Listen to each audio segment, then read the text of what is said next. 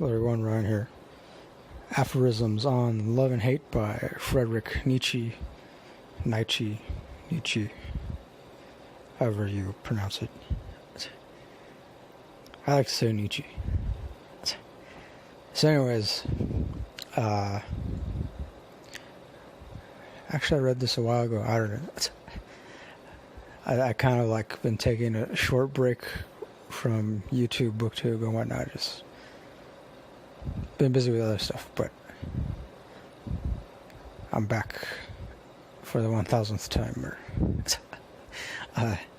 No, so I mean, of course, this is one of the Penguin Classics, the Little Black Classics.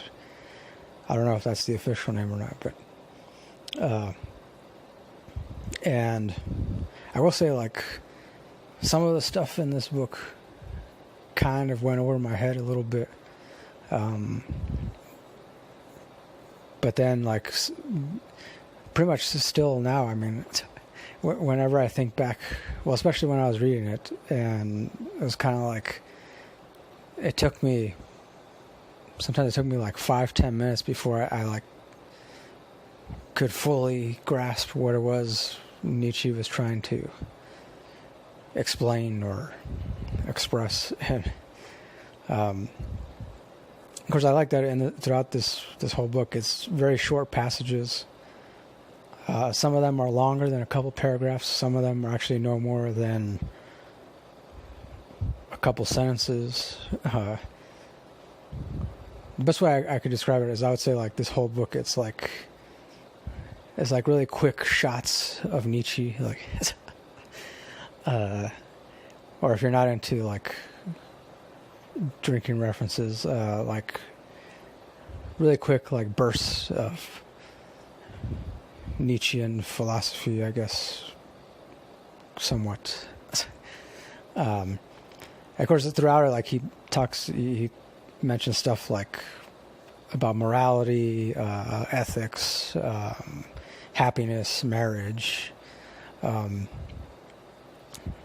lot of it, like, I noticed, like, when it came to like the passages about morality, to me it seemed like it was just repeating the same stuff over and over. But I guess that's to be expected, since this is like, it's supposed to be a collection of Nietzsche's other work. I mean, that's how it comes across. So, one thing I liked that in the passages I mentioned marriage. One thing I liked that Nietzsche wrote about was the fact that, the whole thing about, like, if you're going to marry someone, don't do it to complete yourself, essentially. I mean, he uses very different words, but I mean, that's the gist of what I got from it, is that, he tried to get across, if you're going to marry someone, don't do it because you feel incomplete. Because, if by doing that, it's, you're doomed from the start. Like, you pretty much guarantee your marriage is not going to last.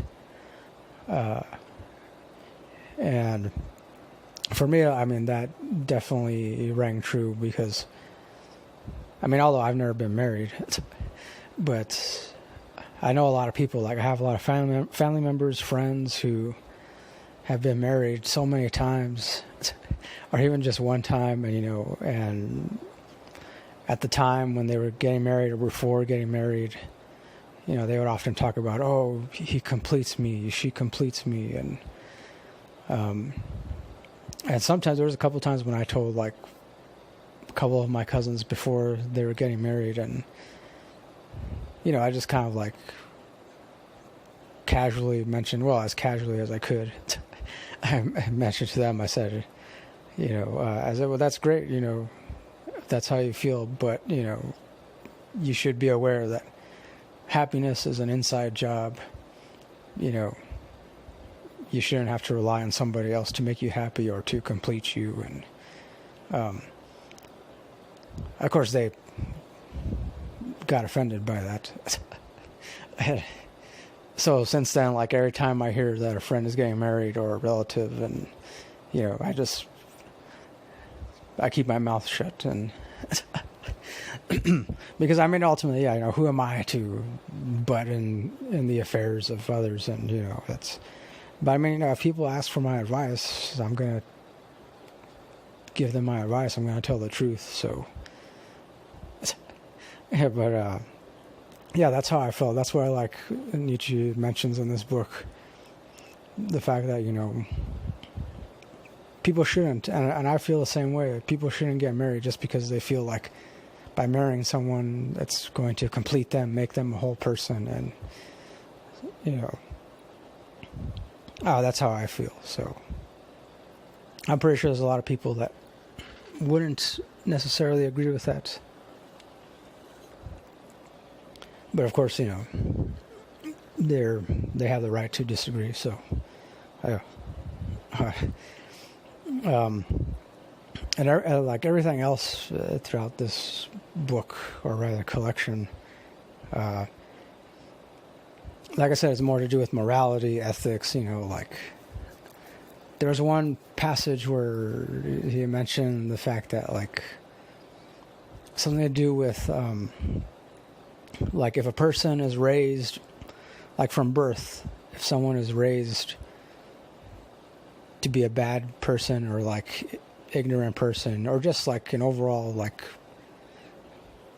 kind of annoying person. Of course he doesn't use, again, he uses different words, but again, this is the gist of what I got from it. If somebody is raised a certain way that to most of society, comes off as wrong or immoral, by which I mean, like, say, if somebody's raised to be like the next Hitler or something, and by the time, they reach adulthood, they're just constantly trying to, just pretty much acting like a big asshole or something. And, Nietzsche mentions the fact that, it's safe to assume that this person, doesn't know that, they don't know, he or she doesn't know that they are acting like an asshole. Because to them, that's normal. That's how they were raised. And so, and because of that, like Nietzsche mentions that sometimes, I don't know, I guess to him, like, it doesn't seem fair to essentially judge that person just, solely based on how they were raised, Of course, obviously, if they commit a crime or more than one crime, then yeah, they should be punished, face the consequences and all that. But essentially, like, just because, again, this is the gist of what I got from it. Just because a person is acting like a huge asshole for most of their life, or at least most of their adult life, it doesn't necessarily mean that, we should just write them off or as evil and ignorant and beyond redemption, pretty much. And I guess I would say I agree with that. I mean, I that passage alone it made me think about it for a very long time. And because I tried to think of certain examples where that wouldn't apply, but I kept going back to like the whole like turn the other cheek thing, and I don't know, it even reminded me of like something from the Bible, or like do unto others as you would have them do unto you. And so I don't know, I guess essentially what I got from that passage was that just try to be compassionate, or at the very least, if you can't be compassionate towards someone, even someone who's a big asshole, if you can't be compassionate towards that person, then at the very least, just don't hurt them, or or like try your very best just to just pretty much stay away from them and not judge them, or just don't even bother thinking about them. So yeah. But I mean, that's like the gist of what I got from that. And because like I said, like everything else in this collection just seemed to be like repeating the same stuff over and over about morals and happiness. And yeah, ultimately, like, I didn't really disagree with anything. It was just kind of like made me think about stuff a lot, which I'm pretty sure was one of the things Nietzsche tried to accomplish with his work. So, yeah. If not, then I don't know exactly what he was trying to accomplish or express, but I'm pretty sure it was just all about making people think about certain things. So yeah, I guess as far as the rating goes, I would give it 4 out of 5 stars. Yeah, 4 out of 5. So that'll do it for my review of Aphorisms on Love and Hate by Friedrich Nietzsche. Nietzsche. And that'll do it. Yeah.